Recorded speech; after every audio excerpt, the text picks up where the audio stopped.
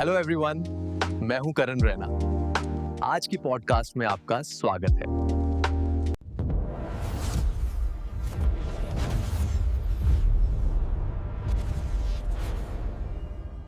आज हमारे साथ हैं परम गुरु स्वामी वशिष्ठ गुरुजी। गुरुजी, आपका स्वागत है। गुरुजी, सबसे पहले आप हमारे दर्शकों को अपने बारे में बताइए। श्री कृष्ण। मैं स्वामी वशिष्ठ हूँ और एक स्पिरिचुअल स्पीकर हूँ। मैंने हिमालय में 10 वर्ष ताप किया है। गुरुजी, धर्म क्या है? धर्म एक केंद्र बिंदु है जिसके चारों ओर समस्त मानव जीवन कहा है। केवल जीवन नहीं, क्योंकि जीवन तो बहुत व्यापक है, जंतुओं, पौधों, वृक्षों, पक्षियों, सब में जीवन है, लेकिन धर्म का बोध केवल मानव जीवन में है। मैं धर्म से केवल हिंदू, मुसलमान या क्रिश्चियन धर्म की बात नहीं कर रहा, ये सब व्यवहारिक पथ हैं। धर्म स्वयं भगवान की विवेचना है। श्री कृष्ण ने अपने मुख से ज्ञान कहा है, हमारे वेदों में इसका बीज है। ये सनातन प्रवृत्ति है जो युगों युगों से विद्यमान है। समझ गया गुरुजी। मैं आपसे पूछूं, मुसलमान क्रिश्चियन होने से पहले लोग क्या थे? कौन सा धर्म मानते थे वो? अब समझ गए होंगे आप सभी। हिंदू थे। मैंने पहले ही कहा, हिंदू धर्म भी एक व्यवहार है। मैं जिस धर्म की बात कर रहा हूं उसका कोई नाम नहीं, वो बस धर्म है। कुछ लोग उसे सनातन कहते हैं, अच्छा है, क्योंकि उसमें धर्म की समानताएं हैं। मनुष्य जीवन का अर्थ ही धर्म का सार है। जो इसे जान पाएगा वही धर्म को जान पाएगा, और इसके लिए आपको समझना पड़ेगा वास्तव में मानव जीवन क्या है। आपने पॉडकास्ट की शुरुआत श्री कृष्ण से की है। ये कृष्ण भावना क्या है? कृष्ण का अर्थ है भगवान। कृष्ण, जिन्हें हम नारायण भी कहते हैं, जो हैं, वही हमारे मूल पिता हैं। हमारे धर्म की ऊर्जा या स्रोत बिंदु वही है, वो परम आनंद है। जब भी मनुष्य के अंदर धर्म को जानने की रुचि जागेगी, उतना ही वो धर्म के करीब जाएगा, और जब वो धर्म के करीब जाएगा तो कृष्ण के समीप आएगा। ये जो भावना उसके अंदर जागृत होगी बार, उसे ही कृष्ण भावना या नारायण भावना कहा जाता है। इस आधुनिक युग में साधक में या मनुष्य में ये भावना कैसे जागृत होगी? ये भावना तो प्रत्येक जीव के हृदय में जन्म से विद्यमान है, किंतु अपने भौतिक जीवन में हम इससे विस्मृत हो गए हैं, भूल गए हैं। हरे कृष्ण मंत्र का जाप यदि मनुष्य प्रारंभ कर दें तो यह भावना स्वतः जागृत होने लगती है। हरे कृष्ण कृष्ण कृष्ण हरे हरे, हरे राम राम राम हरे हरे। बस इसका जाप करना शुरू कर दीजिए। आप भूल जाइए कि आप किस व्यवहार को जीते आ रहे हैं। आप हिंदू हैं, आप क्रिश्चियन हैं, आप मुसलमान हैं, या कोई भी हैं, आप युवा हैं, वृद्ध हैं, पुरुष हैं, स्त्री हैं, कोई भी हो, इसका जाप करने से धर्म और कृष्ण भावना जागृत हो जाएगी। उदाहरणार्थ, अभी मैंने कितने यूरोपियनों, अमेरिकनों और रूसियों को श्री कृष्ण मंत्र का जप एवं नृत्य करते देखा। आपको क्या लगता है ये कृत्रिम है?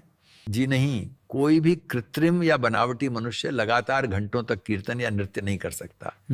इन लोगों ने एक प्रमाणिक विधि का पालन करके कृष्ण भावना को जागृत कर लिया है। नित्य सिद्ध कृष्ण प्रेम साध्य कभी नया, श्रवणादि शुद्ध चित्ते कार्ये उदय। सभी के हृदय में कृष्ण भावना सुप्त अवस्था में विद्यमान है, और जब मनुष्य भक्तों के संपर्क में आता है तो ये भक्ति जागृत हो जाती है। जैसे एक प्रेमी प्रेमिका के प्रति अपने स्वाभाविक आकर्षण को प्रेमिका के समीप रहकर जागृत कर लेता है। अच्छा गुरुजी, ढोंगी गुरुओं के बीच में एक आध्यात्मिक गुरु को कैसे पहचानेंगे? उत्तम प्रश्न। जो भी ये सिखा दे कि भगवान को कैसे पाया जा सकता है, कैसे उनसे प्रेम किया जा सकता है, कि वही एक आध्यात्मिक गुरु है। परंतु जो ये कहे कि मुझ पर भगवान की असीम कृपा है या मैं ही भगवान का अवतार होता है, वो एक ढोंगी धूर्त है।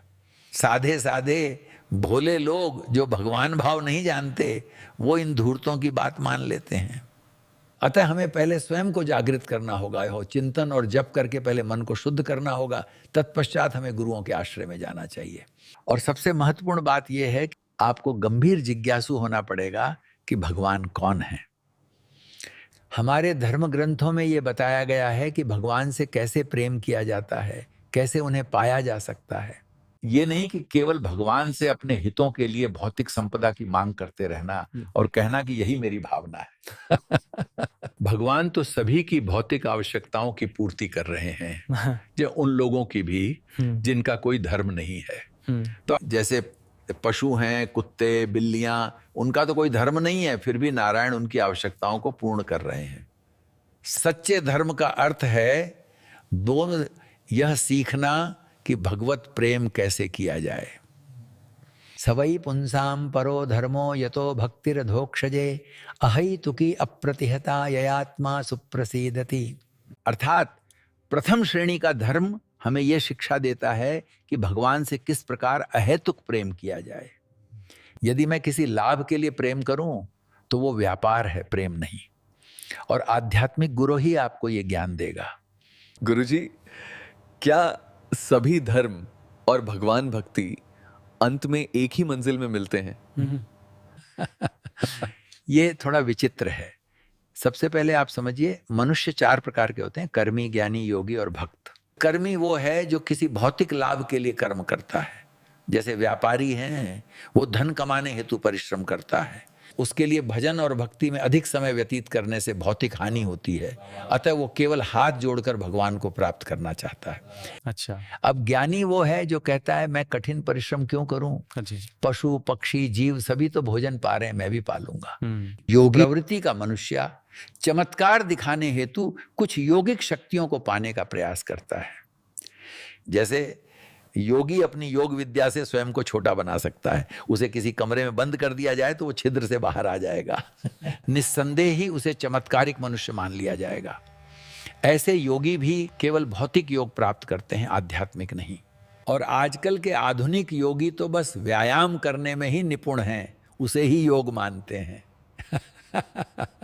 अतः ज्ञानी सांसारिक दुखों से मुक्त होना चाहता है, कर्मी केवल भौतिक लाभ की कामना करता है। इस प्रकार योगी योगिक शक्ति की कामना करता है, किंतु भक्त केवल भक्ति की कामना करता है। वो तो प्रेमवश भगवान की भक्ति करना चाहता है। वो जैसे एक माँ अपने शिशु से प्रेम करती है, उसे अपने शिशु से लाभ की कोई कामना नहीं होती, वो निस्वार्थ उससे प्रेम करती है। तो न कर्मी, न ज्ञानी और न योगी को भगवान की प्राप्ति होती है, केवल भक्त ही भगवान को पा सकता है।